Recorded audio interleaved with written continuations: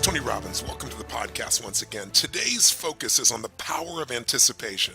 Look, if I could give you one competitive advantage in business, it would be to stop reacting and start anticipating.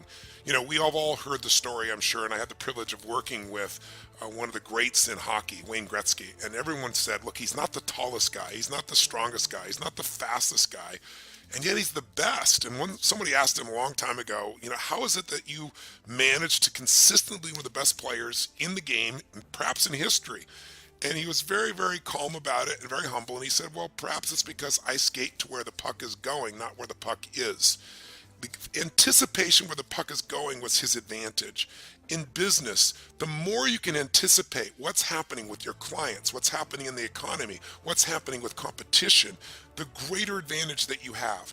And yet it's also an advantage in terms of understanding just stages of life. What's happening to you personally? What's happening to your family, to your kids? I always say that, look, leaders anticipate and losers always are in reaction. An example I often give is playing a video game against a child. I'm sure you've all been roped in at one point where you knew better. Maybe you gave a child a gift for Christmas or their birthday, and you're a mom, a dad, an aunt, or an uncle, and the young boy or girl says to you, oh, come play this game with me, uncle, mom, dad, whoever you are. And you say, no, I'm not good at it. And they go, no, it's really easy. Let me just show you. And they go and they pick up the gun and they kill like 10 guys in 10 seconds. And you go, heck, I could do this. They go, come on, join me. So you say, okay, I'm going to show this kid a thing or two. And what do? You get in there and bam, bam, bam. In 3 seconds, you're dead. And the child looks at you and says, that was very good. And then they go and shoot bam, ba bam, ba bam, ba bam, ba bam. And they go on for 45 minutes before they get knocked out of one turn. Now you're pissed. Now you're frustrated. Now you're going to show this kid. You're really determined. And what happens? You're dead in 5 seconds. And the kid goes on for another hour. You know the drill, right? We've all been there. So why does the child always win? Why? Is it because they're smarter, because they're quicker, because they're faster, because they're younger? No. It's because they know the road ahead. They know the road ahead because they played this game before. So they're not reacting, they're anticipating. They know the first bad guy is going to be on the left and up, and the next bad guy is going to be on the right and down. And so they can go there instantly without hesitancy instead of trying to react to a problem or a challenge that comes forward to them. And I really believe this is one of the greatest gifts you can give in your life. So today, I'm going to talk with you here. I have a little session with you here on the power of anticipation, one of my power talks years ago. And, you know, if you think about it in business, those that anticipate, those that find that advantage, those are the people that completely dominate, right? It's another version to some extent of this idea of the blue ocean strategy, but in a different way. And if you will really anticipate, you're going to get a gigantic competitive advantage. So I want to talk with you about that. And by the way, I also want to point out to you in advance that some people anticipate for a period of time. I mentioned in this audio a little bit about the great advantage that Bill Gates created by his anticipation of where, you know, the personal computer market would go. But he stopped anticipating when it came to the web. That's why Google started to dominate at a higher level. Apple found its niche by anticipating. So that's what you're really looking for. And then to help you think about life differently, you know, many people try to think of anticipate tomorrow by looking at yesterday. And we're living in a time of geometric change. We know technology isn't just changing a little. We've hit that curve in the geometric growth where all of a sudden you have these giant transformations that occur. Over the next few 5, 10 years, 15 years, things are going to happen that look like magic. So I thought what we'd do is I asked Anna York to interview Martin Ford. Martin wrote the book, The Rise of the Robots, the technology and the threat of a jobless future. And what's really cool about this is, you know, everybody talks about they want things to be better, but nobody wants to change. And we're going to go through some major changes in our job market, in our technology, because not only are robots coming, this is not something 15, 20, 30 years from now. There's some coming right now, but the price point's going to be so low, it could give you a huge advantage in business if you understand what's coming. So enjoy the podcast and enjoy Martin Ford. But first, let's talk about some anticipation and its power in your own business and life. We live in a world where all business owners have to be able to run two businesses, the business you're in today and the business you're becoming. The world is changing constantly, and now more than ever, we need to be aware of new technology breakthroughs, new insights, and changes in culture and economics.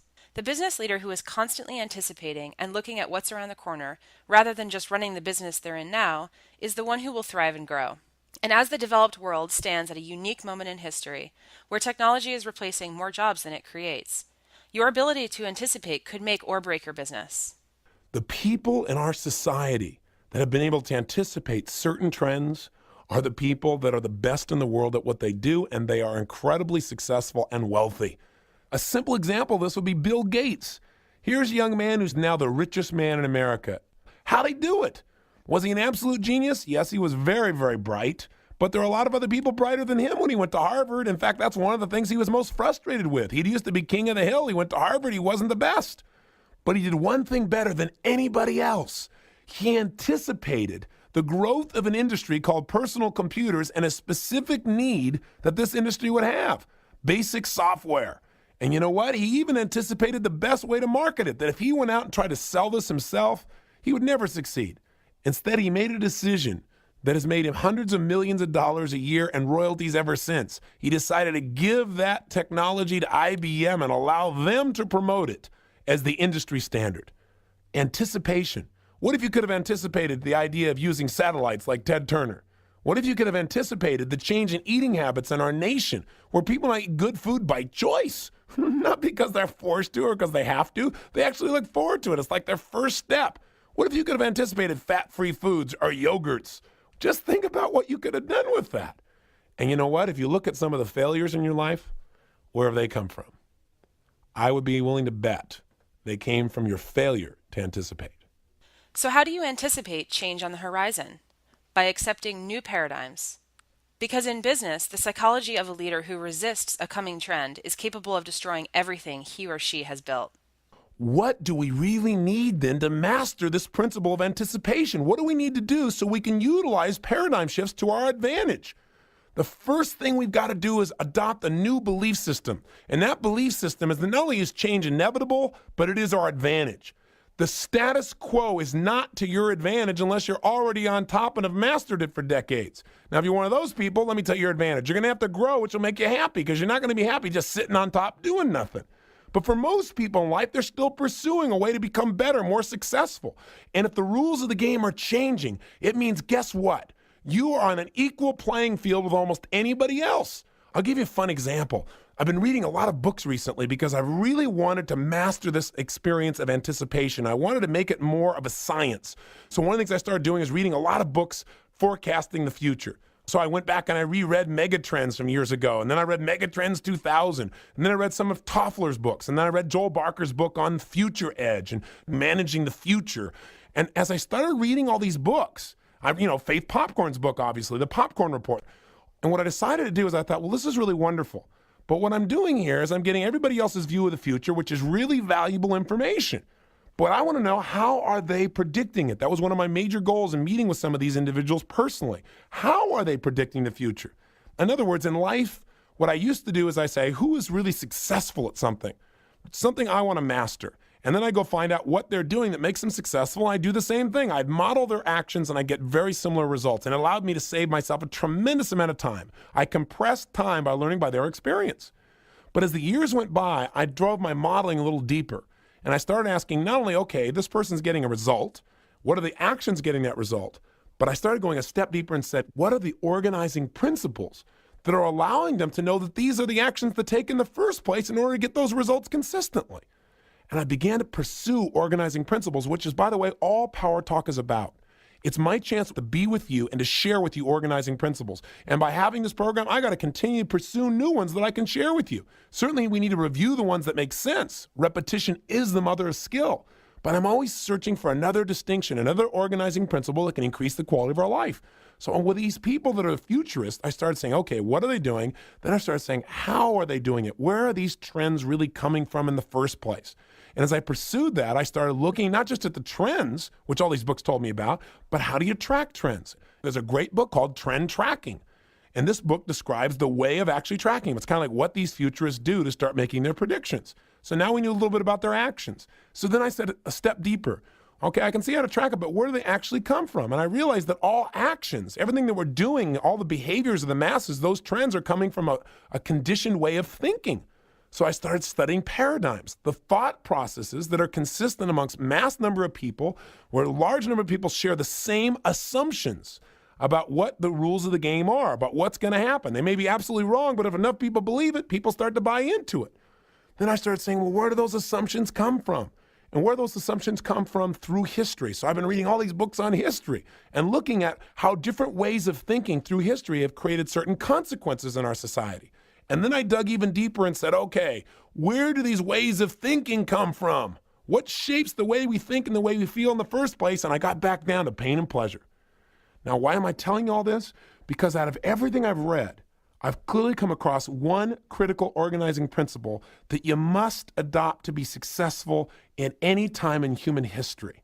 It's a belief system that if you'll adopt it, I guarantee you it will change the quality of your life forever. And the belief is simply this: the same level of thinking that has gotten you to the level of success you have today will not get you to the level of success you want for tomorrow and beyond. In other words, all that's worked for you up until now that you value so much may go out the window in a day.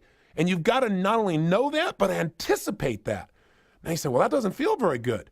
I don't like thinking about everything I've done that works, may just go out the door tomorrow. I'm not saying it will, I'm saying it may, and you got to be prepared for that. You can't be thinking because you're the best at what you do, you're always going to be the best at what you do just by making incremental improvements.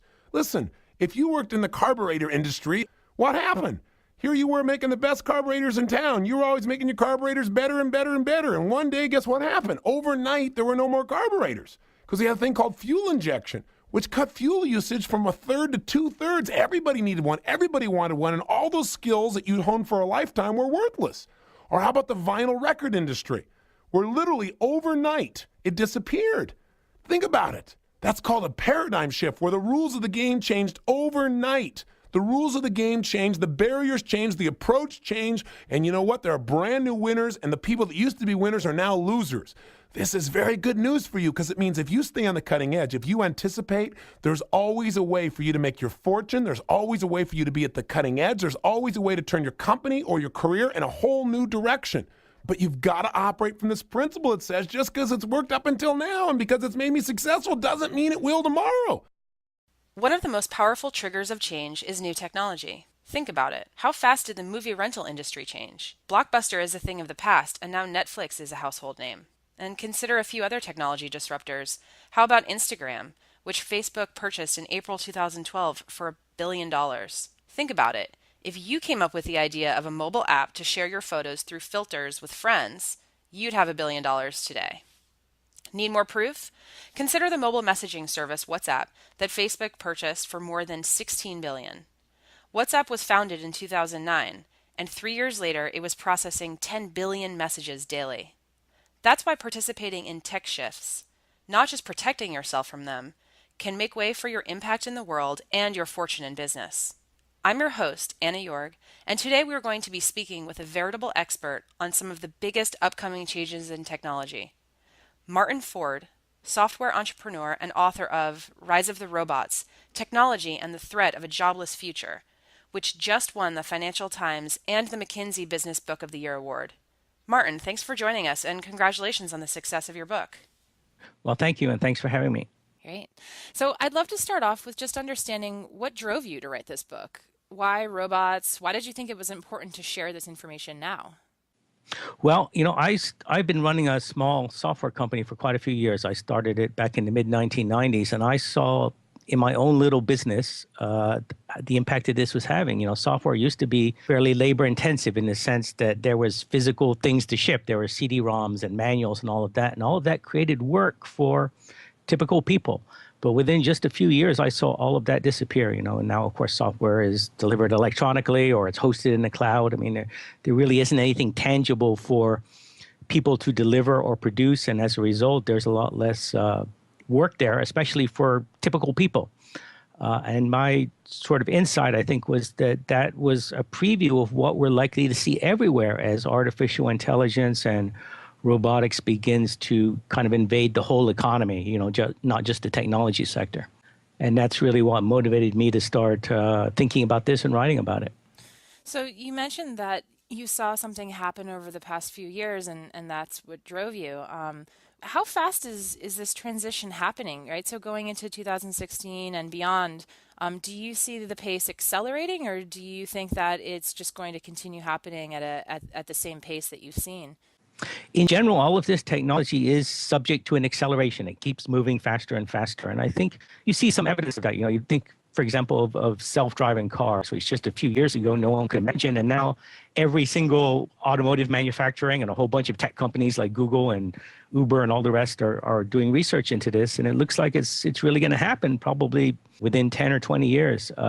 So I think things do move faster. And I think that as a result of that, a lot of the progress that we see is going to surprise us. You know, you can't look at the last 10 or 20 years and say, well, that's how things worked then, and so the next 10 or 20 years are going to look the same. In fact, everything is going to unfold a lot more rapidly. And I think we really need to start thinking about the implications of all of this maybe a little bit in advance so that we can adapt to it. Right. So what about the sort of domestic versus international question? Because, you know, you're mentioning how robots, you know, they ultimately lower costs and increase efficiency. So the idea is, okay, maybe some of this manufacturing will, you know, move back to the U.S. How do you see that unfolding over the next few years? In general, this is a global trend. You know, it's going to impact every country in the world, including developing countries. We are seeing some manufacturing come back to the United States as a result of this. I mean, that sort of makes sense. If labor is going to become less important in the future, then obviously companies that build factories are going to be less concerned with building them in places where labor is cheap because it's not going to matter too much.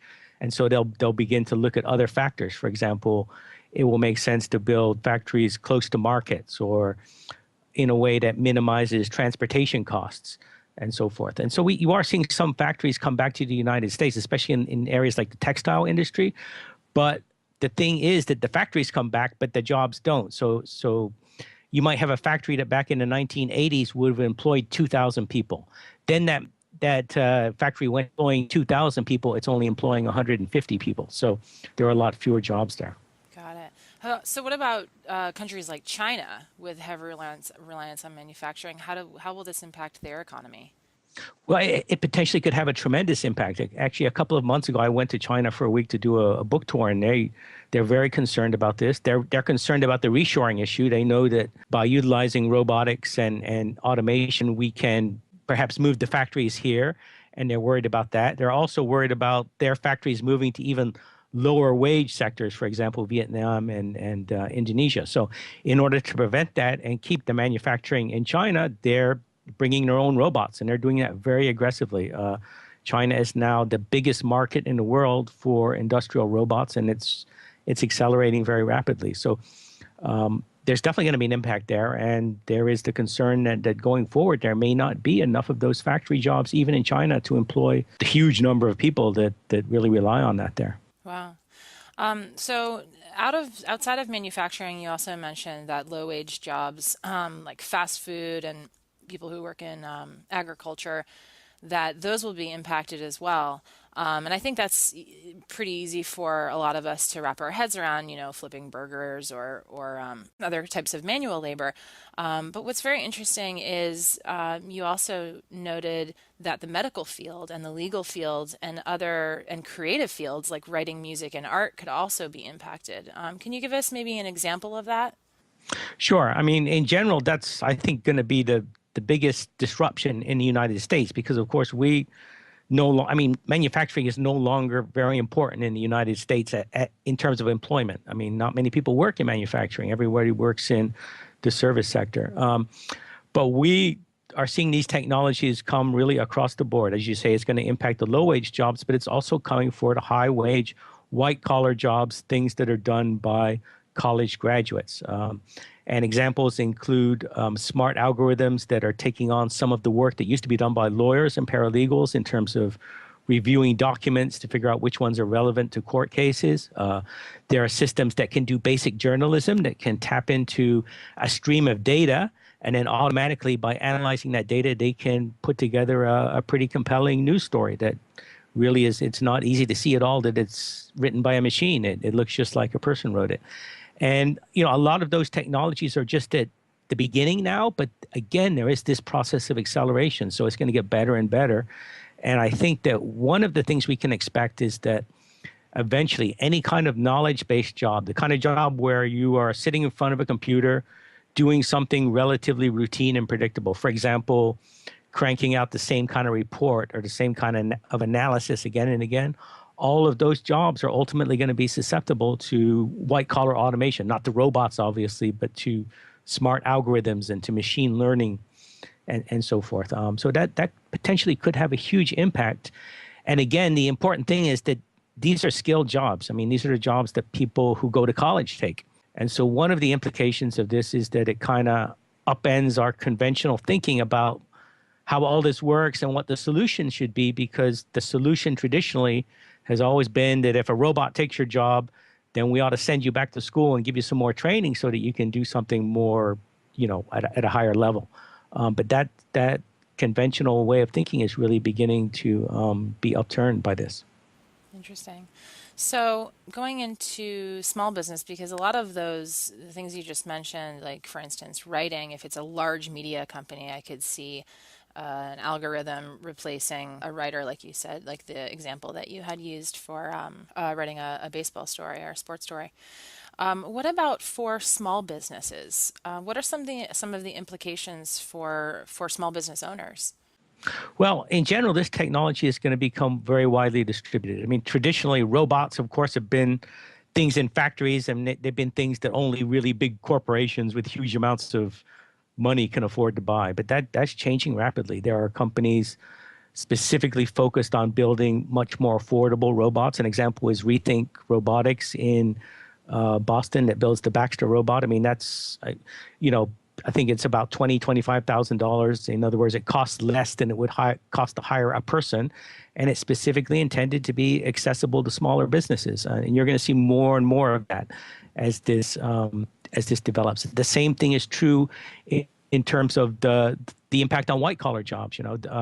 We're seeing really just kind of a proliferation. So that instead of being these incredibly expensive enterprise software type things that only big corporations can afford, it's going to be apps, and it's going to be things that in some cases might be free, for small business to access, that they can begin to leverage in their businesses. And of course, that's a very positive story for many small businesses. It means there are going to be tools out there that you can utilize that will allow you to compete. But of course, it also means that the smaller businesses, which everyone says are the primary engine of creating jobs in our economy, are likely to perhaps be less labor intensive going forward. And in fact, you already see evidence of that. It turns out that I saw a recent analysis that says that most small businesses that have been started are really just one person now. They don't really hire anyone else. It's really just self-employment, where it's one guy working and utilizing all of this technology that's out there to create a job for himself. And that's what it's going to look like more and more in the future. Wow.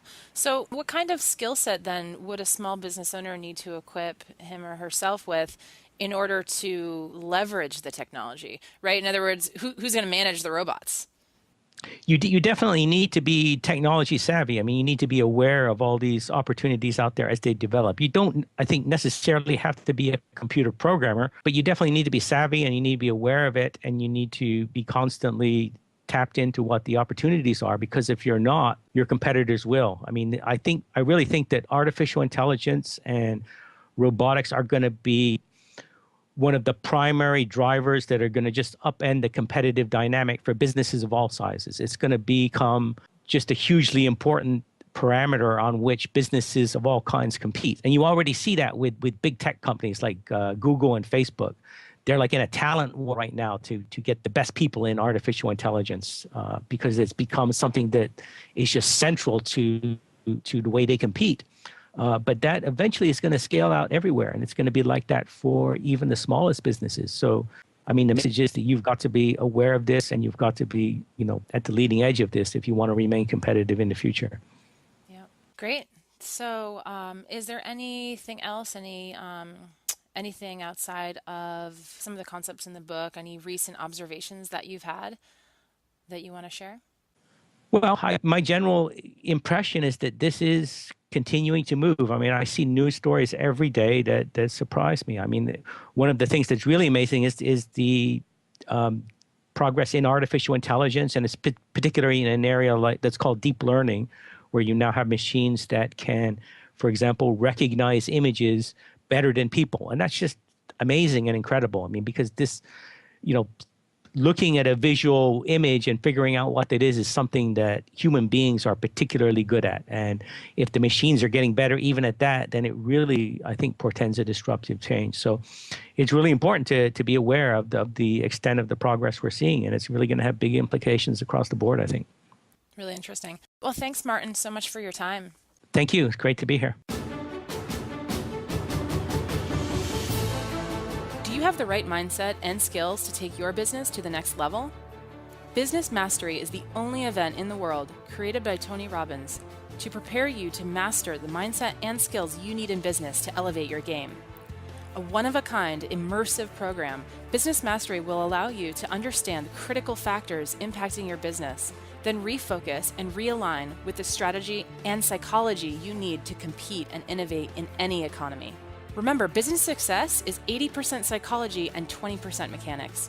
If you're ready to learn and master the strategies to help you grow your business and stay competitive, then don't hesitate. Apply for the next Business Mastery program now. Learn more about the Business Mastery event at www.tonyrobbins.com.